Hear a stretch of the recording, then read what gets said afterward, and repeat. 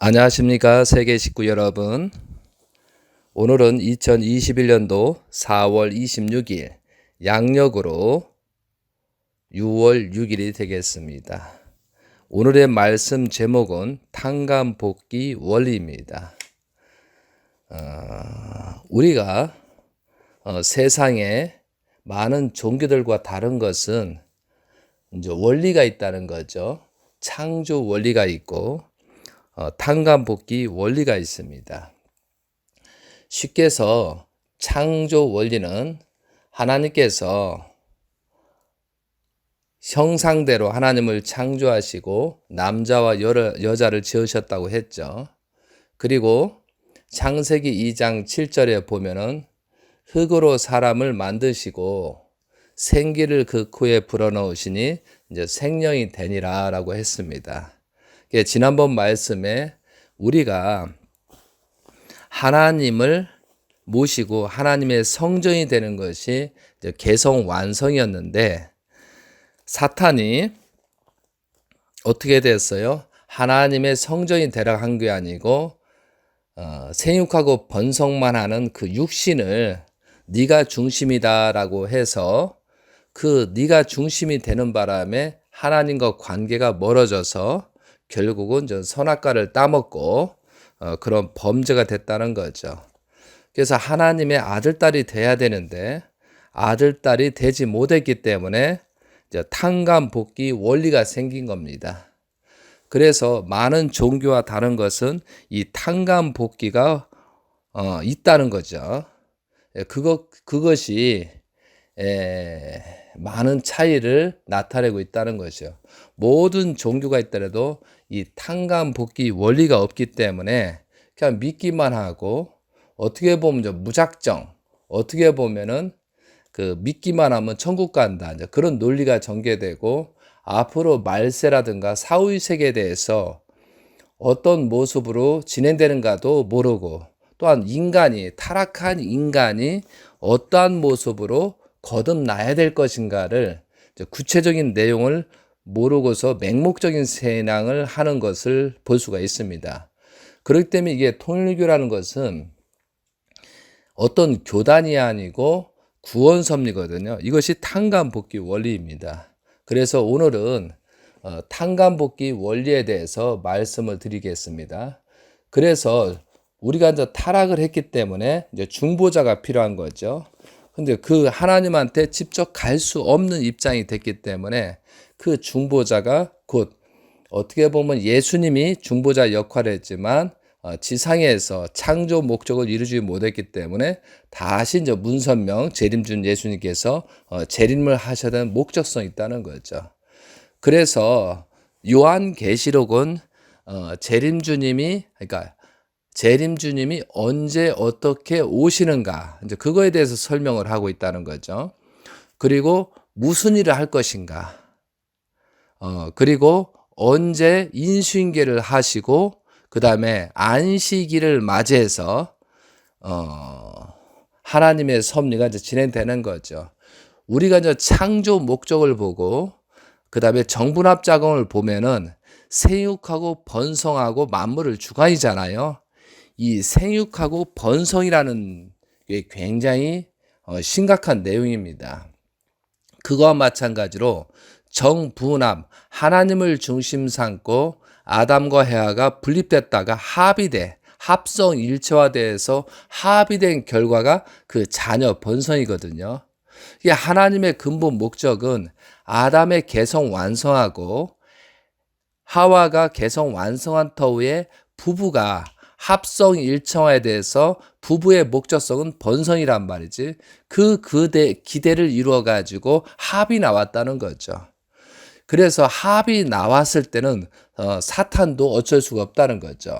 그런데 합이 나오기 전까지는 사탄이 엄청나게 공격을 합니다.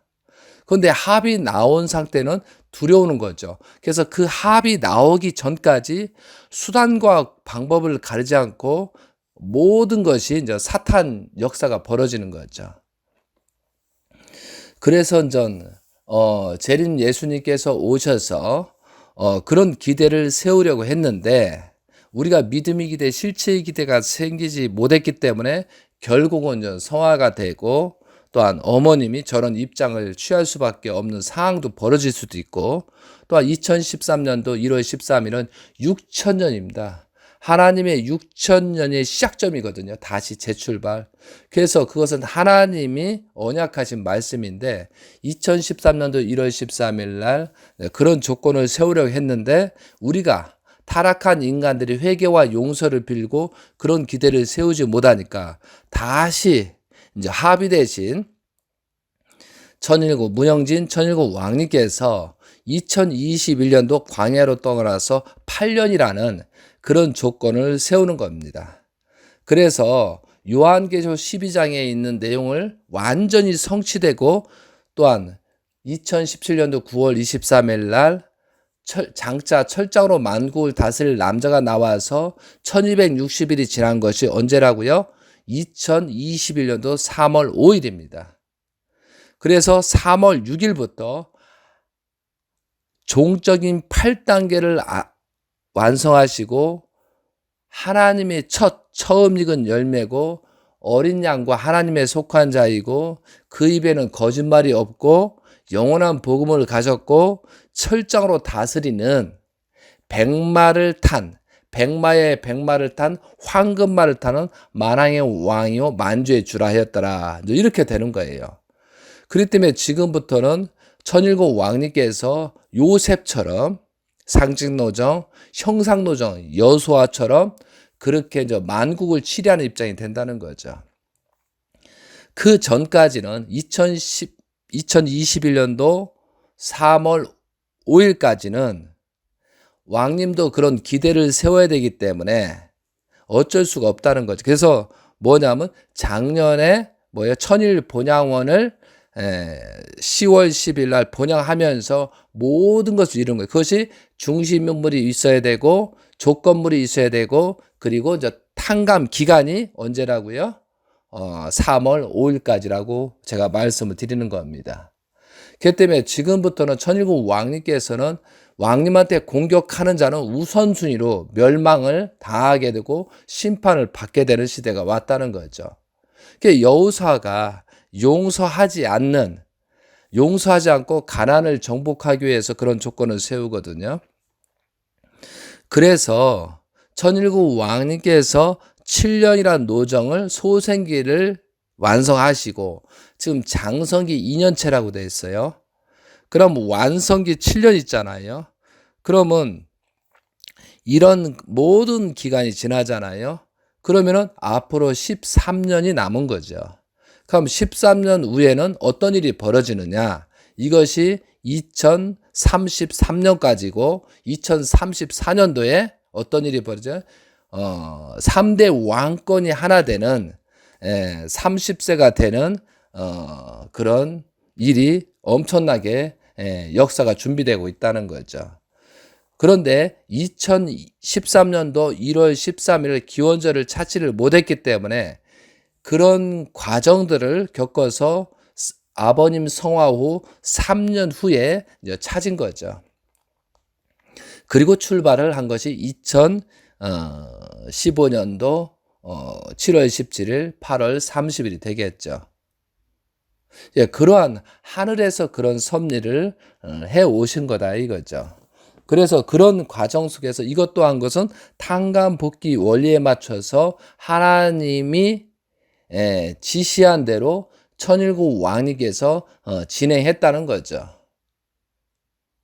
아무리 다른 종교가 없고 사기 가정나라비 어떻고 곽그룹이 어떻고 김연함이 어떻고 어머님이 어떻고 결국은 하나님이 중심한 정분합장에 위한 합의 움직임이 된다는 거죠.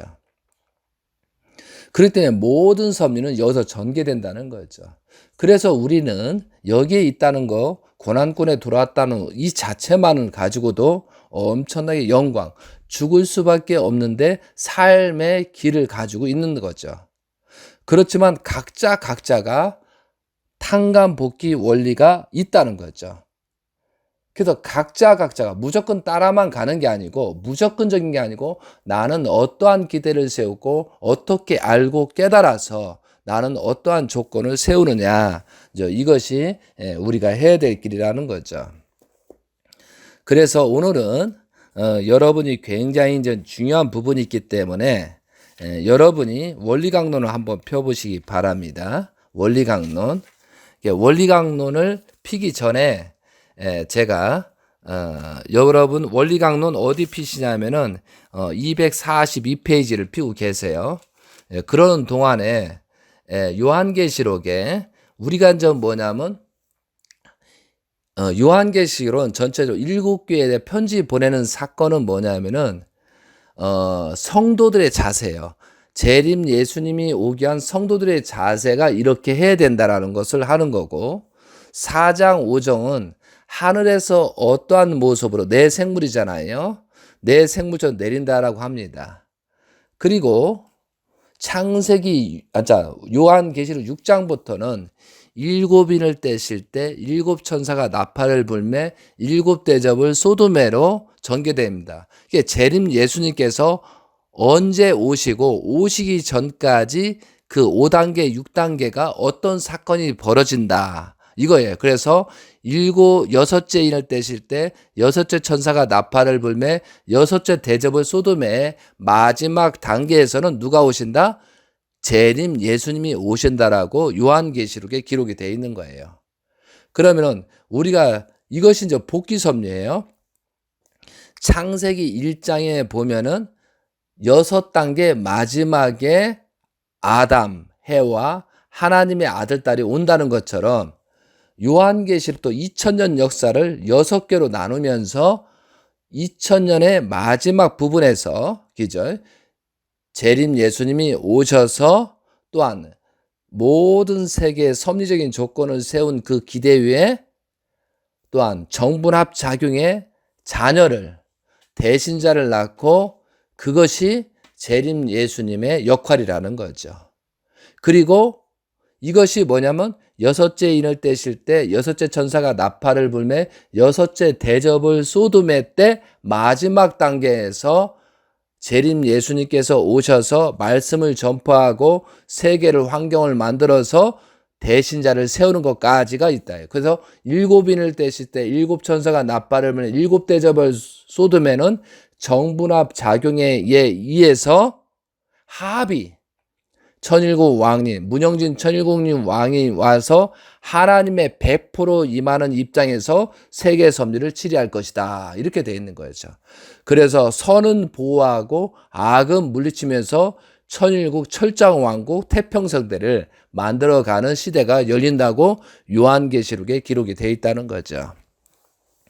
그래서 저는 이런 것들을 알기 때문에 너무 감사하고 있습니다. 그래서 천일국 왕님인 문영진 천일국 왕님이 어떠한 분인가를 그 개념이 없다 보니까 사람들이 뭐 나이가 어리다, 지금 뭐 43세가 됐는데도 나이가 어리다, 뭐 왜 그렇게 했느냐, 왕관을 왜 썼느냐, 왜 머리는 깎아가지고 대머리처럼 스님처럼 다니느냐, 지금 어떤 때는 뭐 그 오토바이 타고면서 그 해골바가지 같은 걸 왜 쓰고 다니냐, 또 뭐냐면 왜 미국에서 그렇게 하냐, 한국에 와서 활동을 하지 않느냐, 왜 어머님에 대해서 저렇게 얘기를 하고 있느냐, 왜 복귀를 하자, 우리를 왜 구원하지 않느냐, 별 이상한 잡다한 얘기를 하게 되는 거죠. 이해되셨어요? 그래서 참 가정에 대한 것은 우리가 굉장히 중요한 사실을 알아야 된다는 거죠. 그러면 아버님께서 나보다도 가인을 사랑하기 위한 이게 내가 지금 탕감복귀 원리, 아버님의 탕감복귀, 왕님의 탕감복귀 원리를 얘기하는 거예요. 아버님께서는 자기 자녀, 참가정을 보호할 수 없고 가인을 먼저 사랑했다는, 사탄을 먼저 사랑했다는 조건을 세우기 위해서 우리를 먼저 사랑한 거거든요. 우리를 보호한 거예요. 그리고 그것을 심정적으로 들은 가인 가정에서 참 가정을 보호하기를 원했는데 그렇게 되지 않아서 참 가정에 문제가 생기고 자녀들이 전부 다 문제가 생기는 바람에 우리가 책임을 못한 것을 자녀들을 통해 탕감 조건을 세우게 해서 또한 우리가 기대를 세우지 못하니까 어떤 일이 있어 예수님처럼 십자가의 길을 갈 수밖에 없는 환경이 막 처해지는 거예요. 아버님한테. 그러니까 그것을 대신해서 누구를요? 자녀, 흥진님이 성화하셨고 그 다음에 영진님이 성화하셨고 그리고 2008년도 주권을 복귀하는데 그렇게 안 되니까 효진님이 연결을 가신 거예요. 그뿐만이겠어요? 또 한 가지 우리가 그런 책임 분담을 뭐라고 막 타락되고 나니까 자녀님들이 한 분씩 한 분씩 사탄한테 내주면서 그런 기대를 세운 것이죠. 그리고 그것을 종지부를 친 것이 2009년도 만왕의 왕 하나님 해방권 대관식을 중심 삼고 대신자를 세우고 하나님을 해방하고 석방하면서 그것은 뭐예요? 아버님께서 하나님 자리에 앉으시면서 지상에 대신자를 세우고 완전히 혈통적인 정분합 작용의 실체 작용을 이룬 거거든요. 그렇게 해놓고 대신자를 중심 삼고 출발을 해야 했는데 4년이라는 2013년이 되기 전 4년이란 2009년부터 12년도까지 그런 조건을 세우지 못하니까 누가 위험해요?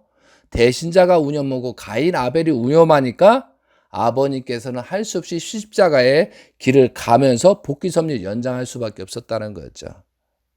이게 탕감복귀 원리라는 거예요. 우리가 기대를 세우지 못하니까 그렇게 될 수밖에 없다는 거죠. 또 한 가지 정확하게 말씀드리면 아버님이 성화로 말미암아 영계에 가셨기 때문에 어머님은 사탄한테 내줄 수밖에 없는 하나님의 섭리가 있다는 거죠.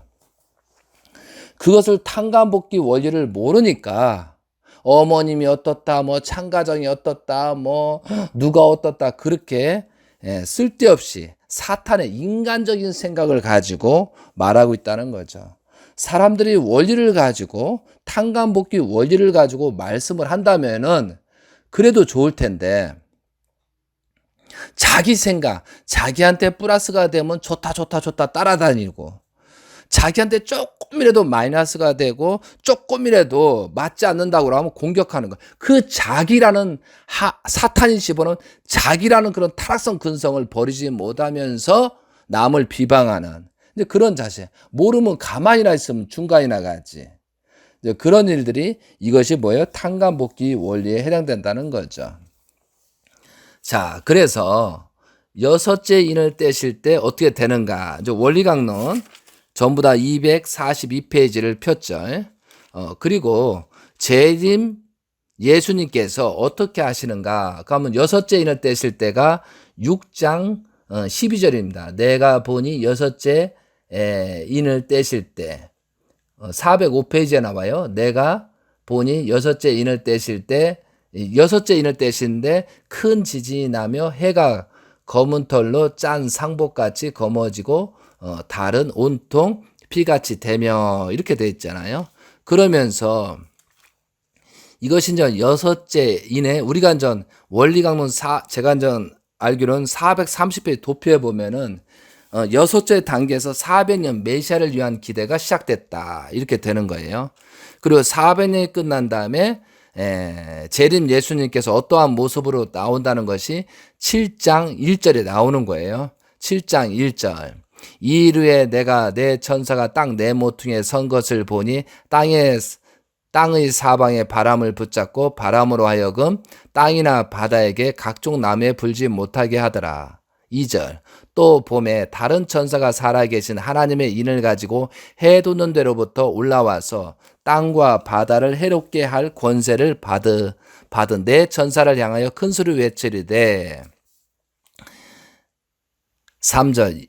여기서 뭐냐면 해 돋는 데로부터 올라온다. 동방에서 온다고. 이것은 뭐냐면 내 천사가 땅에 내 모퉁이에 선 것을 보니는 뭐냐요? 지상에 사의기대를 이루어서 마음과 몸이 하나 된 개성을 완성한 메시아가 땅에 등장한다. 이런 뜻이죠. 그런데 살아계신 하나님의 인을 가지고 하나님의 모든 왕권을 가지고 해 돋는 데로부터 올라와서 땅과 바다를 해롭게 할 권세를 받을세 내 천사를 향하여 큰 소리 외쳐 이르되 그 다음에 믿음의 기대를 만드신다는 거예요. 3절에 이르되 우리가 우리 하나님의 종들의 이마에 인치기까지 땅이나 바다나 나무를 해하지 말라 하더라. 내가 인침을 받은 자의 수를 들으니 이스라엘 자손의 각 지파 중에서 인침을 받은 자들이 14만 4천이다. 이게 14만 4천이라는 것은 원리강론에 나와 있습니다. 그리고 또한 그 원리 본처는 432페이지인가요? 거기에 보면은 그 14만 4천이라는 그 개념이 있습니다. 그래서 여기에서는 5절부터 8절까지는 그 14만 4천의 인치는 그런 입장처럼 아버님께서는 또 두 가지를 하는 거죠. 축복을 시켜서 이제 인침을 갖는 겁니다. 그리고 실제는 12지파를 아버님의 혈통 12지파를 중심 삼고 그런 기대를 세우는 조건을 세우는 거예요. 그리고 이제 축복이 벌어진다는 거죠.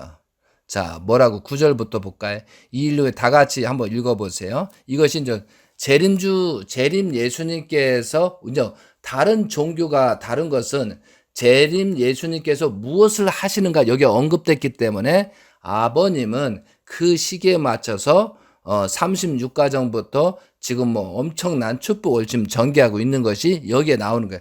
재림 예수님은 뭐냐면 원죄를 청산하고 축복을 시켜야 되는 그런 사명이 있기 때문에 우리가 자격이 되든 안 되든 그러한 조건 속에서 축복을 시킨다는 거죠. 자, 9절입니다. 이 일 후에 내가 보니 각 나라와 족속과 백성과 방언에게 아무도 능히 셀 수 없는 큰 무리가 나와 흰옷을 입고 손에 종려가지를 들고 보좌 앞에 어린 양 앞에 서서 큰 소리로 외쳐 이르되 구원하심이 보좌에 앉으신 우리 하나님과 어린 양에게 있도다. 모든 천사가 보좌와 장로들과 내 생물들 주위에 서 있다가 보좌 앞에서 엎드려 얼굴을 대고 하나님께 경배하여 이르되 아멘. 찬송과 영광과 지혜와 감사와 존귀와 권능과 힘이 우리 하나님께 세세토록 있으리라. 아멘. 이것이 뭐냐면 재림 예수님께 오셔서 온 세계를 축복식을 합니다. 그것이 축복을 한 그 기대 위에 어떻게 하신다고요? 이제 대신자를 세우는 거예요. 대신자를 세워서 그 축복의 가정의 그 기대에서 대신자를 중심 삼고 또 한 가지 접붙임을 시키려고 했던 거예요. 그런데 이런 원리적인 개념 또한 탕감복귀 원리된 개념이 없다 보니까 결국은 자기 판단, 사탄이 심어놓은 자기 중심적인 세워나니까 전부 다 떠나고 거짓 사기 연합이 되고 막 그러는 거예요. 그러니까 실제는 알고 있어야 된다는 거죠. 그러면서 자기들 축복받고 2세들이 전부 다 지금 탈선하고 있는 수습이 안 되는 거예요. 왜? 본인 자체가 탈선한 문제가 있기 때문에. 그래서 축복 가정들은 뭐예요? 축복을 시켰고 그것을 정확하게 지켜야 된다는 거죠. 제가 장담하건대 대부분 있잖아요. 아버님을 따르지 않고 왕님을 따르지 않는 사람 대부분이 지금 축복받고 그걸 지키지 못하는 거예요. 숨기고 있는 것이지 이제는 제가 이제 분명히 하잖아. 심판 때가 언제 다니엘 12장에 1291부터 1335일이 지났잖아요. 이것이 5월 19일이 지났다는 거죠. 그 이후에 영계의 문이 다 열려버리고 있어요. 웬만한 영토인들은 다 저 사람이 범죄가 있는지 없는지 알게 된다는 거죠. 그래서 사탄이 움직일 수 없는 상태. 특히 타락의 문제에서는 전부 다 걸린다는 거죠. 그것을 사탄이 공격하는 거죠. 그렇기 때문에 정말로 타락한 인간들은 축복받고 타락하고 권한권에 왔든 어떤 타락한 인간은 지금의 회개와 용서를 빌고 다시 그래도 늦었지만 출발하지 않으면 철퇴를 맞고 자손 후손들한테 목베임 당해서 종족 왕과 왕비가 박탈되고 축복과정이 박탈되는 그런 사건이 지금 언제부터 4월 4일부터 진행되고 있다는 사실이에요. 그러면 본인 스스로가 타락했는데 종족 왕과 왕비로서 축복 가정으로서 신종족 메시아 왕과 왕비로서 활동할 수 있느냐 이거죠. 자기 양심이 있기 때문에 안 되는 거거든요. 근데 숨길 수밖에 없어. 왜? 철퇴를 맞기 때문에. 근데 두려워하지 마세요. 그것을 두려움을 넘고 정말 지금부터 회개와 용서를 빌면은 살 길이 그래도 있다는 거죠. 이해되시겠습니까? 그렇기 때문에 우리들이 잘 복귀 섭리를 알아야 되는, 왜? 탕감 복귀 원리니까요. 그렇기 때문에 이제부터는 그동안에는 천일국 왕님 앞에 천일국 왕의 거짓된 타락한 놈들이 많이 가고 있어요. 그러나 지금부터는 함부로 갈 수 없는 입장이다. 왜요? 여호수아 같은 입장으로 천일국 왕님께서 치리하기 때문에. 그러나 천일국 왕이 끝까지 사랑할 겁니다. 그렇지만 자기 양심과 본심, 조상들이 가만 놔두지 않는다는 거죠. 지금이라도 회개와 용서를 빌지 않고 가는 자는 결코 갈 수 없다는 거죠. 그래서인데 공교롭게도 5월 19일이 심판대인데 5월 19일 날 천일국 왕님께서는 딱 4가지로 말씀을 하십니다. 첫째, 너희들은 전도 활동을 해라. 예언가 역할을 해라. 그러나 죄는 나, 예수님, 재림 예수님, 나밖에, 참된 혈통만, 하나님만이 죄를 사할 수 있다. 그래서 뭐 어떤 사람이 뭐 함부로 회원식을 한다거나 뭐 한다거나 큰일 납니다. 하나님 앞에, 왕님 앞에 갈 수 있는 그런 조건의 기대만 만들어야지 죄를 뭐 청산하고 뭐 죄를 용서해주고 그런 지도자들은 심판을 받는다는 거죠. 자, 두 번째, 죄에 대한 인식. 우리는 아담 헤아로부터 타락해도 죄인이거든요. 무지한 것도 죄, 영인이 역사하는 것도 죄고 영적인 거 모르는 거 모두 죄거든요. 이거 죄에 대해서 확실히 알고 회개하고 용서를 빌고 탕감복귀 원리에서 거듭나야 된다. 이거죠. 그리고 세 번째는 성경 말씀을 알아야 된다. 성경 말씀을 모르면은 구원의 길이 없다. 가정연합의 문제점은 이들이 성경 말씀을 배제하고 중앙집권을 세웠기 때문에 갔다. 이게 지금도 전 권한권에 있는 사람들이라도 그런 사람들이 어떻게 해야 돼요? 성전이 중요한 게 아니라는 거죠. 정말로 뭐가 중요해요? 성경 말씀을 중심 삼고 원리를 집어내서 말할 수 있는 그런 조건을 만들어 가자야 이거죠. 네 번째, 기도와 정성을 드려라. 그런 말씀을 하셨죠.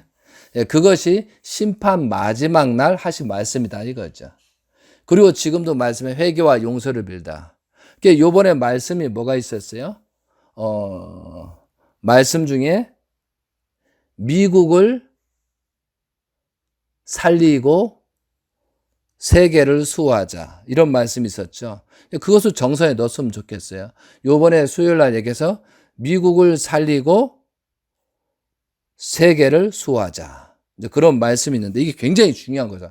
왜? 지금 시작점이 미국부터 살려. 그래서 왕님께서 펜실베니아, 플로리다, 텍사스, 페니시 그렇게 해서 사회기대를 이뤄서 이룬다고 하잖아. 이것이 실질이 드러나는 거야. 그 땅에 하나님의 땅을 자꾸 기도하고 정성이 기도해서 살려가지고 사탄이 침범하고 사탄을 몰아내는 그런 작업을 하고 있다는 거죠.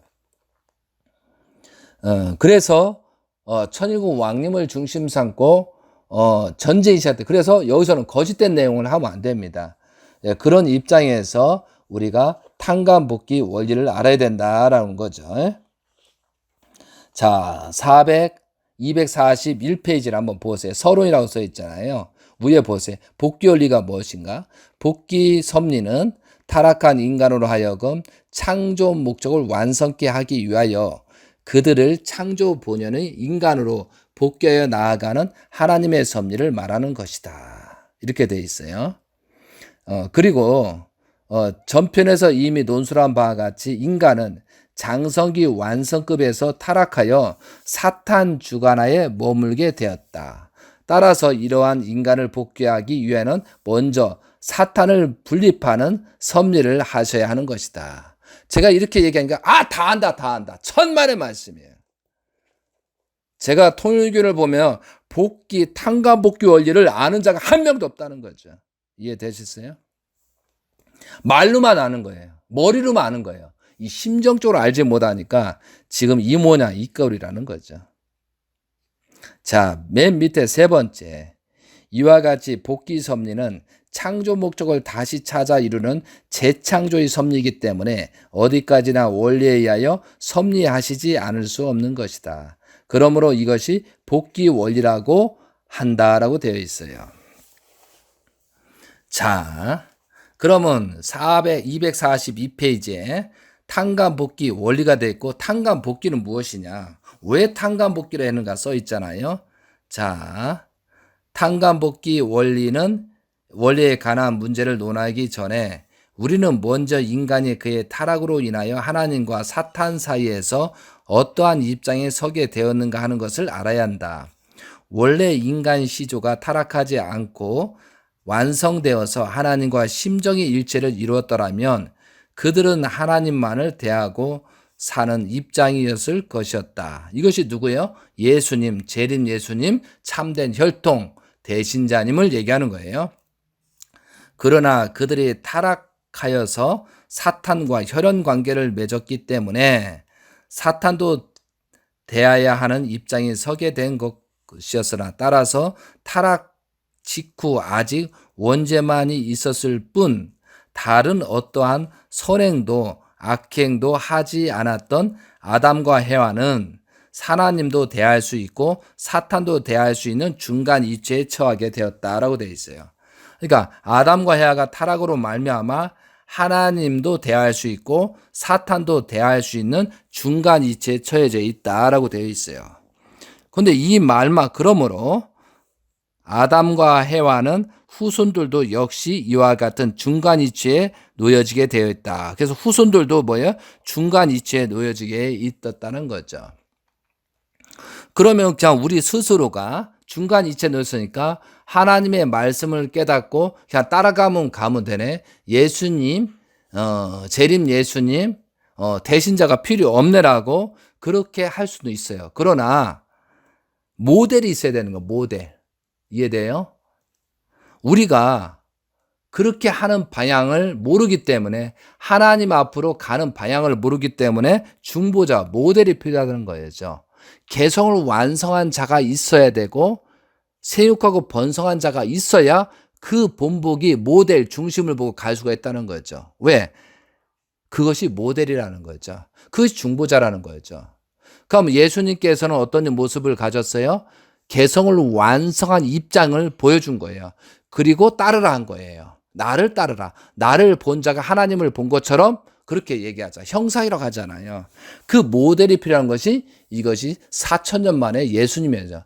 그런데 또 한 가지, 신부의 모델을 찾아서 번성을, 그걸 못했다는 거잖아요. 그래서 재림 예수님, 문선명 재림 예수님께서 오셔서 비로소 예수님의 완전히 채를 쓰고, 어떤 사람들은 있잖아요. 문선명과 재림 예수님, 문선명과 예수님 다르다는데 예수님의 혼이, 예수님의 생명이 들어온 누구의 하나야. 재림 예수님, 문선명 재림 하나라 이거죠.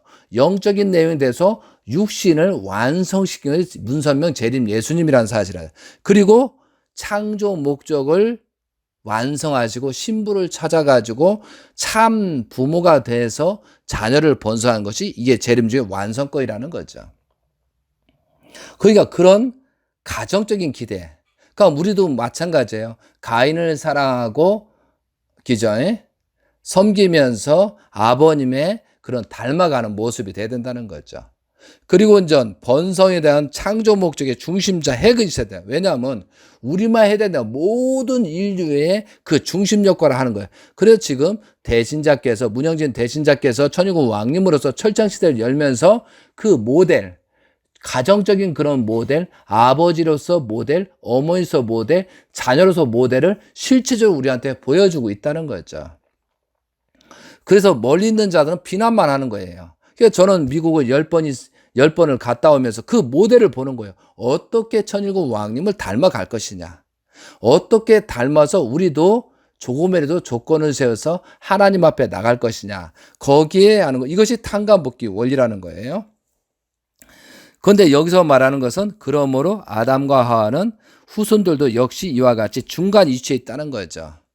그러니까 그 중간 위치에 양심과 본심이 있기 때문에 가능하다. 우리가 양심과 본심이 없으면 그것마저 가책을 못 느끼니까 갈 수가 없어요.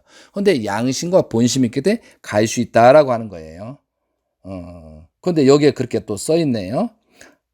따라서 타락사에 있어서 예수님을 믿지 않았어도 양심적인 생활을 한 사람이면 그는 이렇듯 중간 이치에 있는 것이므로 사탄이 그를 지옥으로 끌어갈 수 없다라고 되어 있다는 거죠. 양심이 있다는 거죠. 자, 그러게 243페이지. 제가 이제 왜 이렇게 마지막 굉장히 마지막에 대해서 중요한 말씀을 드려야 돼요. 그렇기 때문에 끝까지 경청을 하셔야 됩니다. 그러므로 이와 같이 중간 이치에 있는 타락 인간은 하나님은 어떻게 사탄으로부터 분립하시는가? 사탄은 원래 혈통적인 인연을 가지고서 타락한 인간을 대하고 있기 때문에 혈통적 타락이죠. 타락. 육적 타락을 얘기하는 거예요. 영적 타락. 인간 자신이 하나님 취할 수 있는 어떠한 조건을 세우지 않는 한 하나님은 무조건 그를 하늘 편으로 복귀시킬 수 없는 것이다. 한편 사탄도 역시 인간의 창조주가 하나님이시라는 사실을 알고 있기 때문에 타락 인간이 자신에게 다시 그가 침범할 수 있는 어떠한 조건이 성립되지 않는 한 이러한 인간을 무조건 취해 갈 수 없는 거예요. 그렇기 때문에 타락 인간은 그 자신이 선한 조건을 세울 때는 하나님 편으로, 악한 조건을 세울 때는 사탄 편으로 분립되는 것이다. 그래서 우리가 행동하고 모든 마음 먹고 하는 모든 행동이 사탄이 침범하는 조건이 되는가 안 되는 거 잘 살펴봐야 된다는 거예요. 그리고 하나님 편으로 어떻게 가느냐를 이제 무단히 노력을 해야 된다라고 이제 써져 있는 거죠. 자, 그래서 244페이지를 보세요. 그러면 탕감 조건은 어떻게 세워야 되느냐라고 봤을 때 밑에서 7번째인가요? 첫째는 동일한 것으로 탕감 조건을 세운다. 이것은 이제 거의 이제 예수님, 재림 예수님, 이제 어떻게 보면 왕님께서 하시는 내용이라고 보고, 둘째로 보다 작은 것으로 탕감 조건을 세우는 것이다. 이제 우리가 축복을 받고 성주를 마시고 뭐 세례 의식을 하는 그런, 그러니까 예수님과 재림 예수님 인전 참된 혈통 대신자께서 천일국 왕님께서 하시는 내용을 보면서 우리가 조건을 써요. 이게 보다 작은 거죠. 그리고 245페이지에 보다 큰 조건, 잘못됐을 때 더 큰 탕감 조건을 세우는 거예요. 그래서 아버님 성화로 말미암아 천일국 왕님께서는 8년 동안에 2013년부터 기원절이 잘못되고 그때부터 8년이라는 기간이 80년 탕감 조건을 세우는 그런 고통 속에서 지금 승리 기대를 세우고 있는 것처럼 우리가 잘못으로 말미암아 더 큰 탕감 조건을 세우는 그런 입장이 초래했다는 거죠. 그리고 우리가 범죄하면은 더 큰 탕감 조건이 있다는 거. 그래서 첫째는 탕감 조건이면 동일한 조건, 그죠? 1대1. 그 다음에 보다 작은 탕감 조건, 보다 큰 탕감 조건이 생긴다는 거죠. 아브라함이 실수로 말미암아 이삭을 번제하는 것처럼. 자, 이제 중요한 부분을 여러분과 함께 하는 시간인데, 여러분은 이것을 분명히 알고 어떻게 할 것인가를 분명히 생각을 해야 된다는 거죠. 자, 246페이지 네 번째 줄 같이 읽어봅시다. 다음으로 우리가 알아야 할 것은 탕감 조건은 어떠한 방법으로 세우나 하는 문제다. 무엇이든지 본래의 이치와 상태로부터 떠난 입장에서 원상으로 복귀하려면 그것으로부터 떠나게 된 경로와 반대의 경로를 취하는 탕감 조건을 세워야 한다. 그러니까 우리가 멀어진 만큼 다시 거꾸로 돌아가야 된다는 거죠. 쉽게 얘기하면은. 그럼 예를 들면 이스라엘 선민들이 예수님을 미워하여 그를 십자가에 내줌으로써 벌을 받게 되었기 때문에 그들이 그 입장으로부터 다시 구원을 받아 선민의 입장으로 복귀하기 위하여는 앞서와는 반대로 예수님을 사랑하고 그를 위하여 스스로 십자가를 지는 자리에 나아가지 않으면 안 된다. 기독교가 순교의 종교가 된 원인은 실로 여기에 있는 것이다. 그러면 여기서 탕감 조건이라는 것은 다시 돌아가는 거니까 예수님을 이스라엘 민족이 믿음의 기대, 실체의 기대를 세우지면서 십자가의 내종으로 말미암아 예수님이 십자가의 길을 가셨어요. 그래서 유대 민족들은 어떻게 돼요? 순교하면서 그런 조건을 세워야 된다라고 되어 있어요.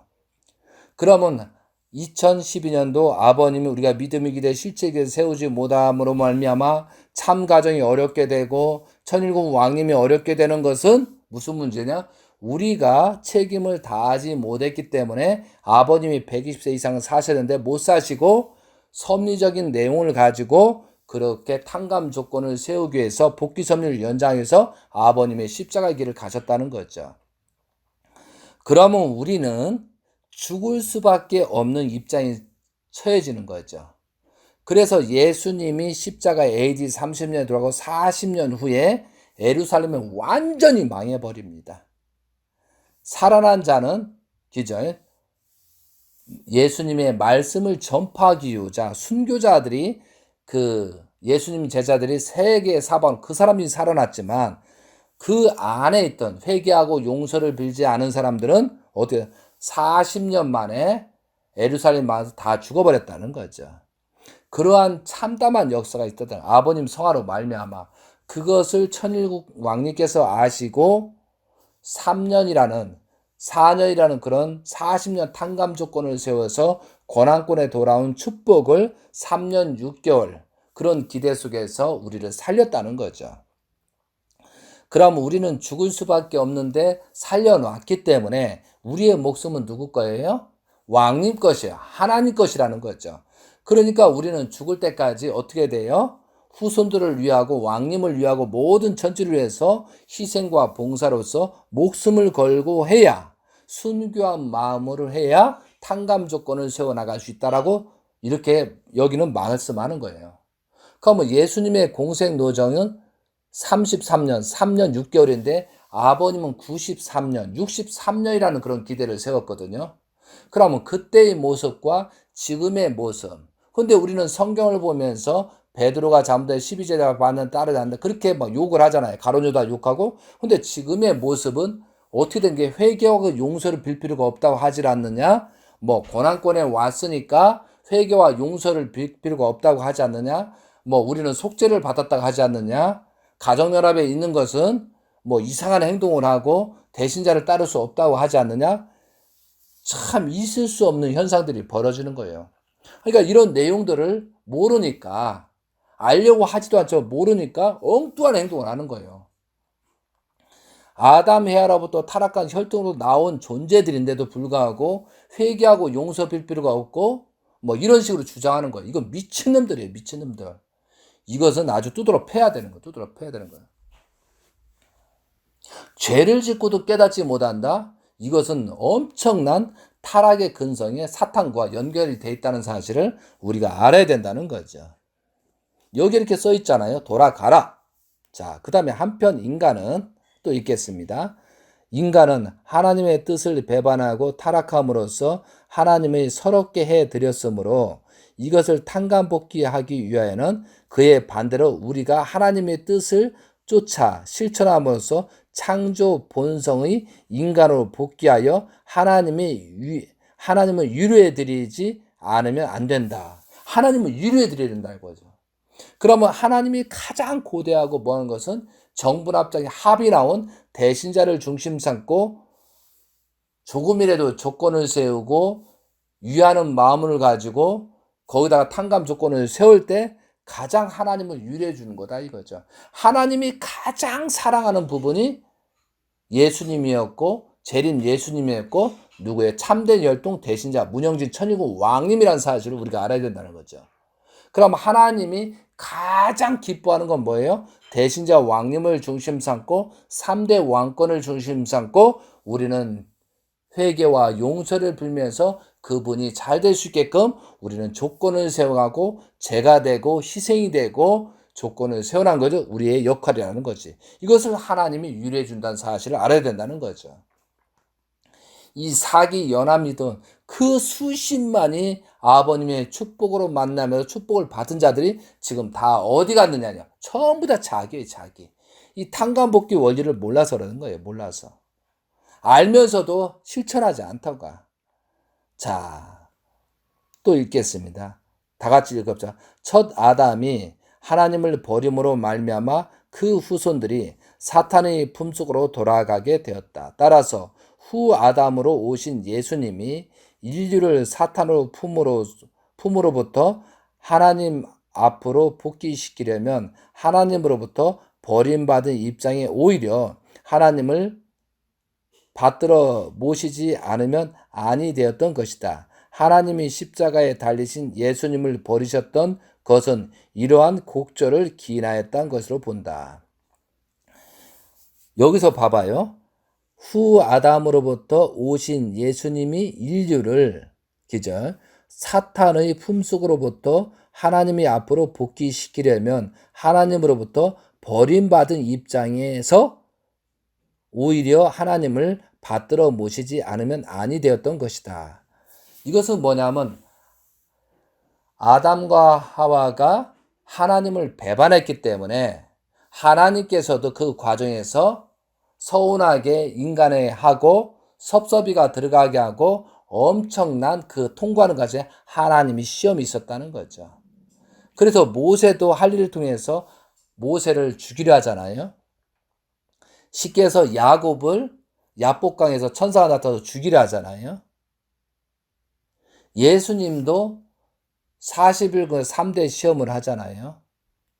아버님도 엄청난 시험을 받았다고 하잖아요. 그것처럼 우리도 시험을 받는다는 거죠. 그러면 옛날에 천일국 왕님께서 천복궁에서 하는 행동을 그대로 했다면 더 많은 사람이 올 수 있죠. 그러나 가짜라는 거죠. 그런데 천일국 왕님께서는 우리가 볼 때는 이상한 행동을 할 수 있었다는 거죠. 총을 메고 축복을 시키고 총알 왕관을 쓰고 정말 제3 어머님에 대한 비난을 하고 여러 가지 인간적으로 보았을 때는 좀 이상한 그런 내용을 하고 계시잖아요. 그런데 그것이 시험이라는 거죠. 이해되세요? 저보고 이런 말하면 미쳤다고 할 수도 있어요. 그러나 저는 시험이라고 보는 거예요. 왜 머리를 깎고 그런 행동? 그래도 나를 따를 것이냐? 이것이 시험에 우리가 잘 생각해야 된다는 거죠. 아버님이 해왔던 모습하고 천일국 왕님이 했던 모습과 전혀 다르잖아요. 그것은 뭐냐면 아버님이 성화로 말미암아 우리는 범죄자로 떨어졌기 때문에 그것을 다시 복귀하는 과정에서 왕님을 믿음의 기대를 세우냐 안 세우냐 거기 있거든요. 근데 왕님이 옛날처럼 그런 모습이 아니고 완전히 다른 모습으로 지금 하고 있잖아요.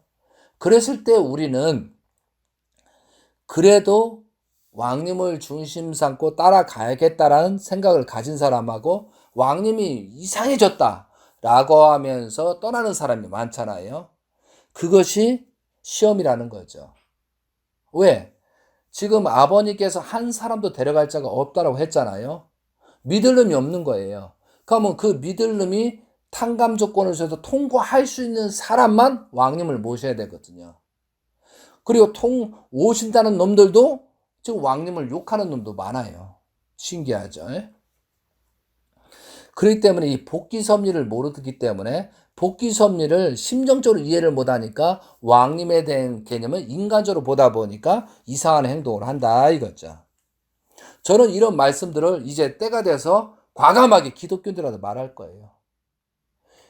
지금 우리가 가정연합이든 그런 모든 사람이 권한권에 왔든 뭐였던 사람이 성경에 무지하다 보니까 왕님이 하시는 내용을 느끼지를 못하는 거예요. 그러면서 여기서도 권력과 이권과 명분을 찾고 뭐 회개하고 용서 빌 필요가 없다라고 막 그렇게 하는 거예요. 그런데 지금부터는 안 된다는 거죠.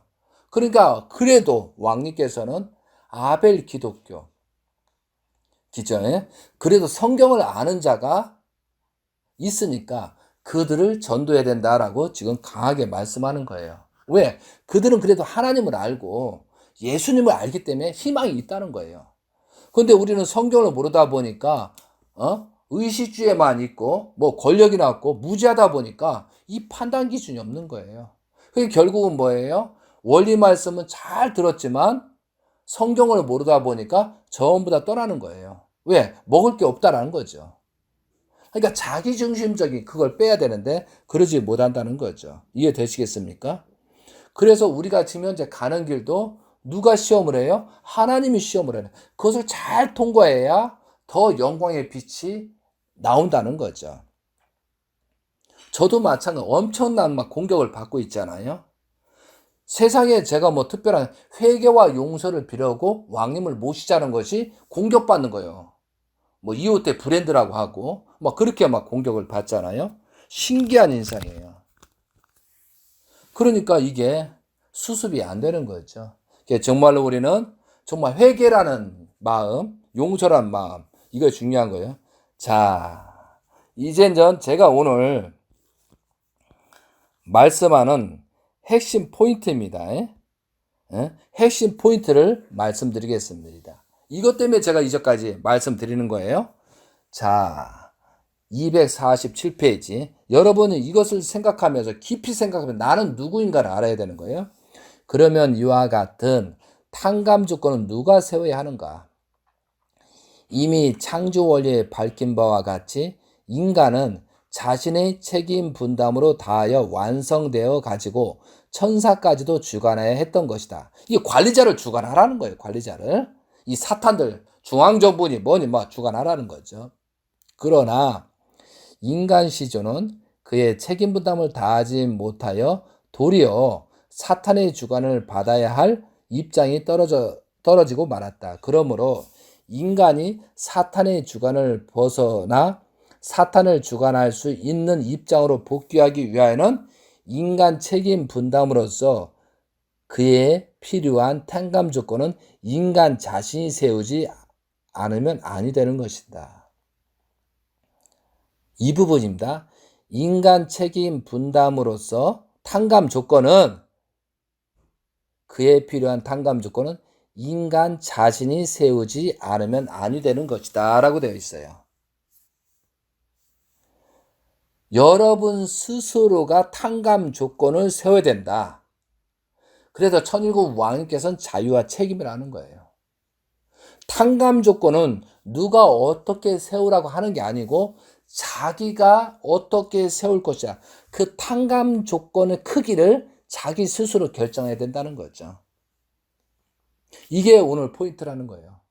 그러면 여러분이 복귀섭리 원리를 안다고 복귀섭리인데 과연 누구 하나 이 탕감 조건을 자기 스스로 얼마나 이 크기를 세울 거냐 이거죠. 나는 탕감 조건을 가지고 어떻게 세워갈 거냐. 그런데 중심 인물일수록 크게 세우는 거고 아주 미약한 어린아이는 조그만 걸 가지고 세웠다 하는 거예요. 자, 이 차이가 있죠. 탕감 조건은 자기가 세우는 거예요. 자기가 크기를 결정한다는 거죠. 그만큼 구원을 받는다고 그랬어요. 세운 만큼 탕감 조건 세운 만큼 하나님 앞으로 간다라고 설명이 돼 있다는 거죠. 자, 예수님의 십자가의 길을 간 다음에 그들은 예수님의 십자가를 갖고 그 제자들은 회개와 용서를 빌면서 목숨을 걸고 탕감 조건을 세웠어요. 그렇죠. 그래서 영계에서는 예수님의 제자들이 다 온전하게 갔다 이거죠. 그런데 가룟 유다는 자살을 했어요. 결국은 지옥의 밑창에 떨어진 입장이 됐다요. 세례 요한은 예수님을 알면서도 인간적인 생각에 따르지 못했기 때문에 못배임 되었어요. 예수님께서 뭐라고 해서 지상에서는 가장 큰 자지만 영계에서는 가장 낮은 자가 되었다라고 했어요. 이해되셔요? 재림주를 성화시켰거든요. 재림주를 성화시켰는데 회개하고 용서 빌 필요가 없다. 그런 자들은 아버님이 나이가 많아서 그냥 영계 가셨다 라는 그런 것은 회개와 용서라는 개념이 없겠죠. 그런데 아버님께서 120세를 사셔야 되고 모든 만민 천민이 정주에서 왕궁을 짓고 사시면서 온 천하를 호령하면서 이제 갈 때가 되었다라고 하면서 기쁨으로 하나님을 영접을 받았다면은 그것이 정상이겠죠. 근데 그러한 조건을 세우지 못했기 때문에 회개와 용서를 비례된 사람은 그만큼 거듭난 사람이겠죠. 아버님 성화로 말미암아 우리는 다 죽을 수밖에 없는데 천일국 왕님께서 고난권에 돌아온 축복을 시켰는데 그 기대에 수명을 죽을 수밖에 없는 것을 수명을 연장시켰다라고 하는 사람은 그만큼 크기만큼 탕감 조건을 세우겠죠. 근데 고난권에 와서 회개하고 용서 빌 필요가 없다라고 하면서 자기 멋대로 살아가는 놈들은 뭐예요? 회개의 조건이 아주 작은 거겠죠. 가정연합에서 현재 하고 있는 것은 이렇게 어렵고 세계가 혼란했던 알면서도 권력과 이권과 명분을 가지고 먹고 사는데 의식 있는 데는 그놈들은 회개와 용서라는 개체가 없기 때문에 탕감 조건 개념이 아주 미약하겠죠. 탕감 조건은 자기가 스스로 그 크기를 재서 세우는 거예요. 그러면 돈으로 계산하면은 10원을 가지고 헌금하면서 탕감 조건 다 세웠다는 놈도 있겠고 1,000만 원을 들여서 하는 사람도 있고 1억을 들여서 하는 사람이 있다는 거죠. 그 가치가 다르죠. 정성도 1배를 드리고 탕감 조건을 세웠다는 놈도 있을 거고 100배, 1000배, 10,000배를 드리고 조건을 세웠다. 그 조건의 크기는 그 사람이 기준을 세운 거라는 거죠. 그러나 한 가지는 조그만 것은 조그만 탕감 조건을 세우는 거고 큰 것은 큰 건 탕감 조건을 세우는 거다 이거죠. 그러면 하나님께서 바라시고 원하는 것은 아담과 헤아를 정말 천사장이 침범하고 천사장이 루시엘이가 사랑하고 했어야 되는데 그걸 못했다는 거잖아요.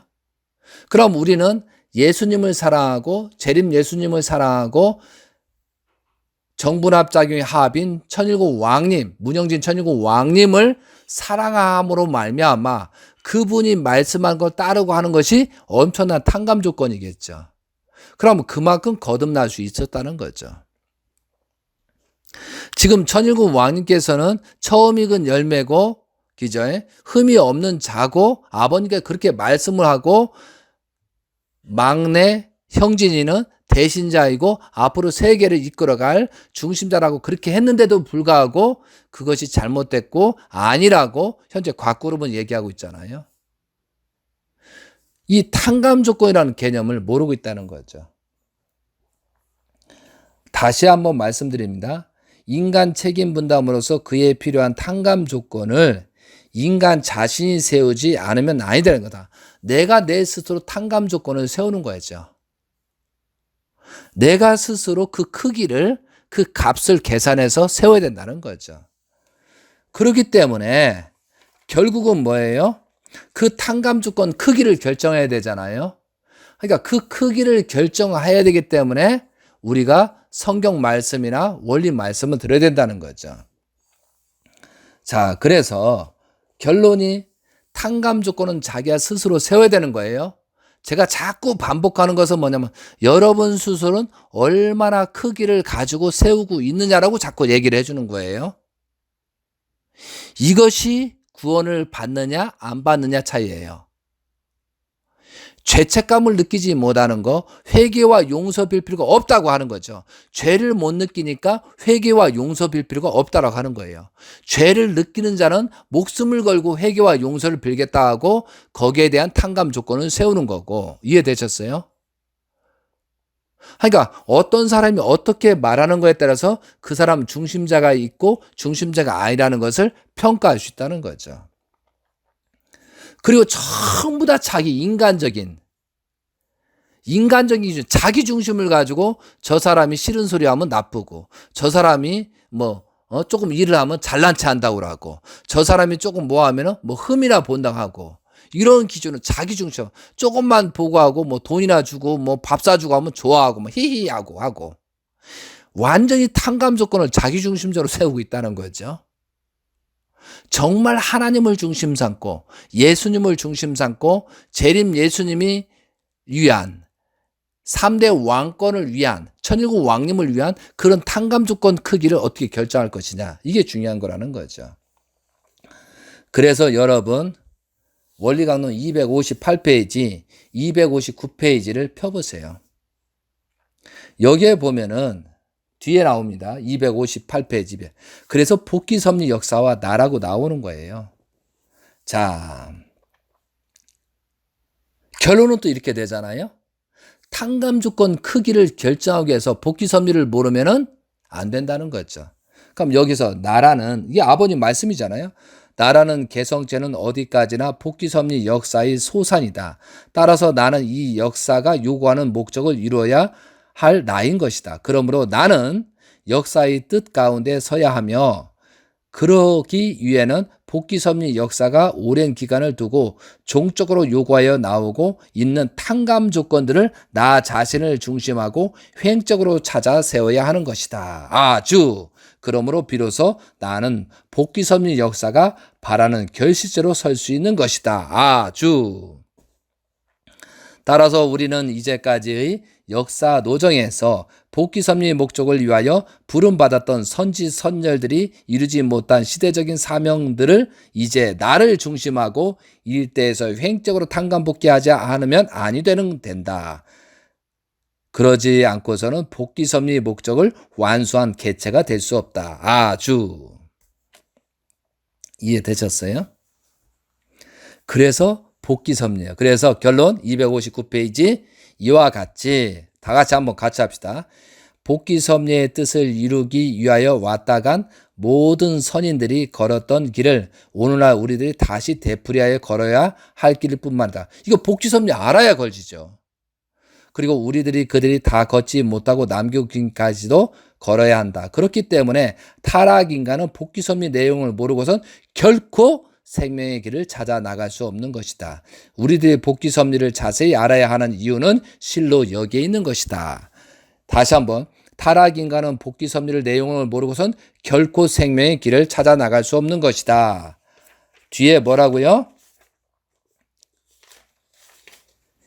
247페이지 다시 한번 247페이지 다시 한번 펴보세요. 인간 책임 분담으로서 그에 필요한 탕감 조건은 인간 자신이 세우지 않으면 아니 된다. 복귀섭리를 모르고서는 그 탕감 조건 크기를 모르기 때문에 결국은 구원을 받을 수 없다. 결론입니다, 이게. 그래서 타락인간은 복귀섭리를 모르고서는 결코 생명의 길을 찾아 나갈 수 없다고 한 말은 내가 탕감 조건을 세우는데 그 크기를 결정을 못하는 거죠.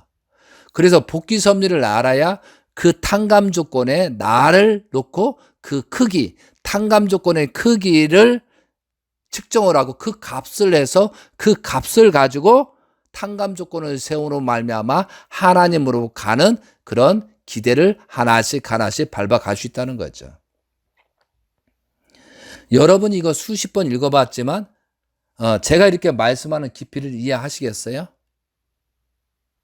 그렇기 때문에 가짜가 복귀섭리를 알아야만 나는 어떻게 할 것이냐, 어떠한 탕감 조건을 세워서 거듭날 것이냐, 어떻게 탕감 조건에서 구원의 길을 열어갈 것이냐. 그래서 저는 가장 좋은 탕감 조건, 가장 하나님이 바라시고 원하시는 그런 조건이 무엇일까? 이것은 하나님이 가장 기뻐하고 사랑하는 예수님을 사랑하고 재림 예수님을 사랑하고 창조 목적을 완성한 요한계시록 12장 5절 장차 철장으로 만국을 다스릴 남자, 그 남자를 섬기고 그 남자가 지시한 내용을 기대를 세워나가는 것이 가장 큰 탕감 조건이라는 생각이기 때문에 지금까지 했던 거죠. 부족하지만, 남들이 보아서 부족하지만 그래도 머릿속에는 2013년부터 8년 동안에 어떻게 왕님을 위하고 왕님을 위한 그런 조건을 세울까라고 한 거죠. 그렇기 때문에 우리들 어떠한 탕감 조건을 세워서 누구보다도 왕님을 사랑했다는 그 기준을 어떻게 세울 것이냐. 그러면 자식보다도 부인보다도 같이 어린 식구보다도 왕님을 절대적인 조건을 세웠다는 그 조건을 세우려고 사실은 몸부림쳤어요. 부족한 내용은 많아요. 그래서 우리가 믿음이 기대, 실체의 기대에서 왕님을 중심으로 세우고 그동안에 왕님이 조금이라도 조건을 하고 그리고 탕감 기간 동안 정성의 조건을 세운 것은 맞다 이거죠. 그리고 천일국 왕님께서는 지금에는 아벨 기독교를 전도해라 라고 명령하셨으니까 그 기준을 지금 정성의 조건을 세우면서 말씀을 훈련하고 있다는 거죠. 때가 되면 왕님께서 말씀을 해라라고 하기 때문에 지금 하라고 하니까 지금 철저히 준비를 하고 있다는 거죠. 그래서 여러분 각자가 지금 알아야 되는 거예요. 알아야 됩니다. 그래서 성경 말씀을 하나씩 짚어가면서 왜 그럴까 꼬치꼬치까 따지면서 그 크기를 측정해서 그것을 나의 것으로 만들어서 내가 그런 조건을 세워서 나가야 된다, 안 나가야 된다? 나가야 된다 이거죠. 다른 사람이 나를 구원해 주는 것이 아니고 내가 탕감 주권 크기를 어떻게 재서 크면 클수록 좋은 거죠.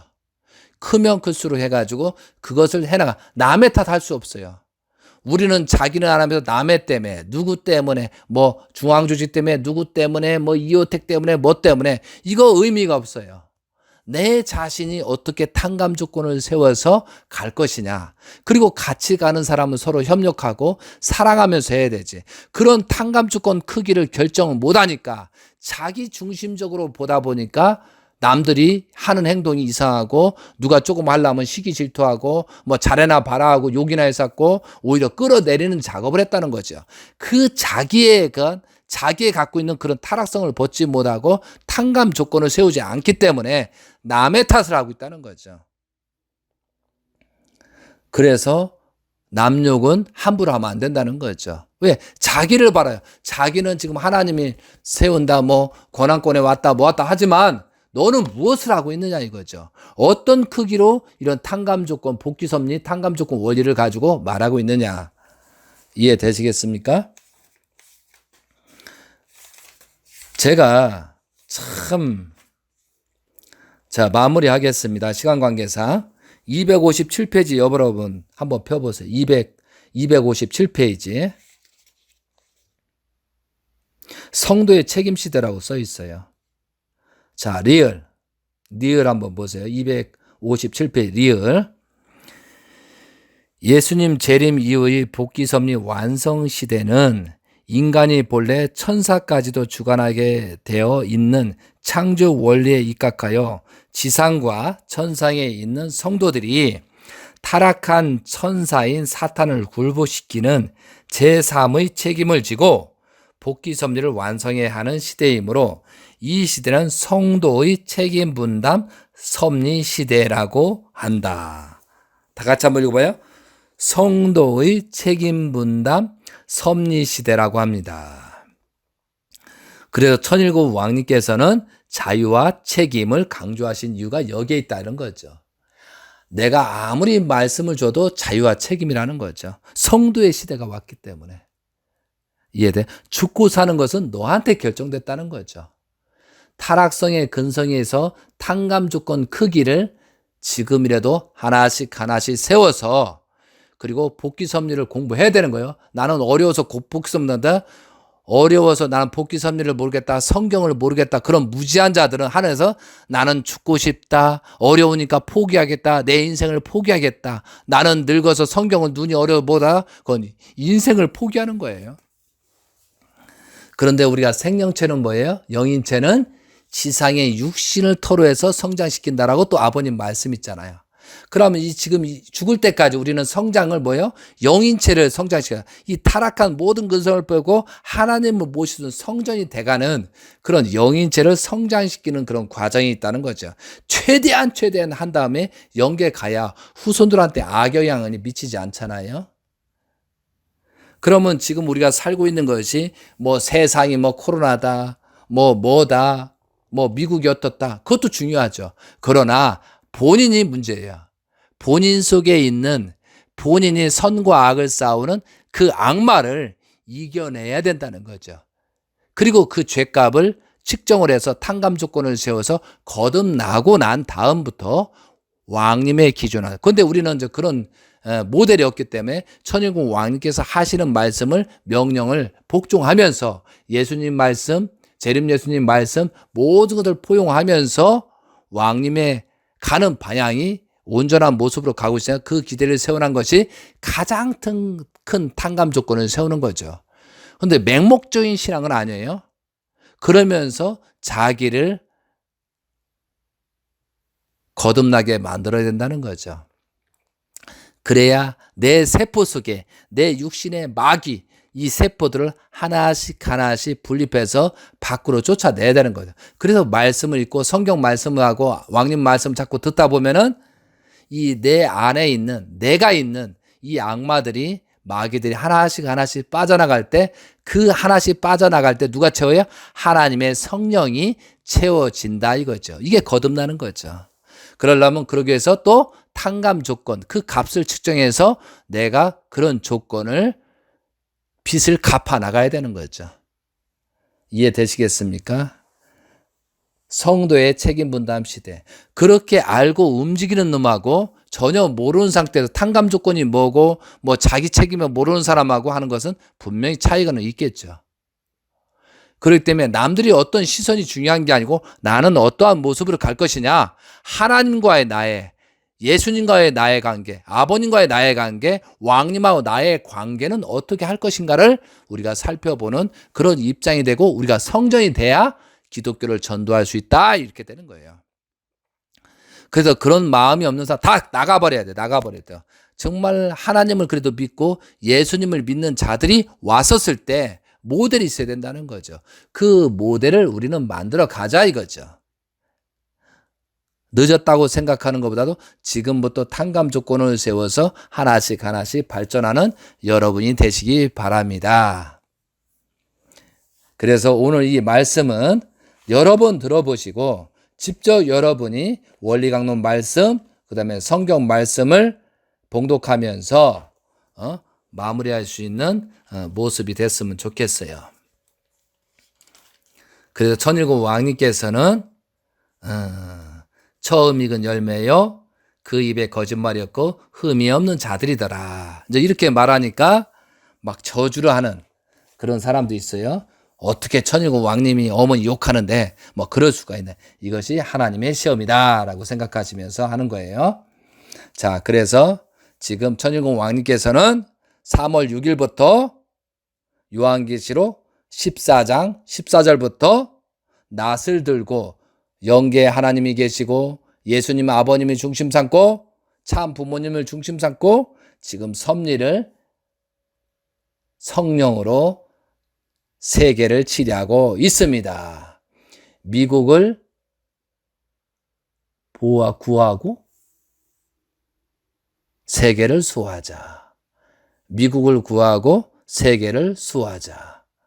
그리고 정성면단 작성을 해서 지금부터 왕님께 정성을 드리라 하니까 조상들과 함께해서 정성 기준을 내서 정성을 드리시는 여러분이 되시기 바랍니다. 정성부터 시작하라라고 하셨습니다. 기도와 정성으로서 천일국 왕님을 중심 삼고 살아가는 여러분 천일국 백성이 되시고 천일국 왕과 왕비가 되셔서 후손만대 자랑할 수 있는 여러분이 되시기를 바랍니다. 모든 영광을 하나님 천진참 천일국 왕님께 올리면서 말씀을 마치도록 하겠습니다. 아주.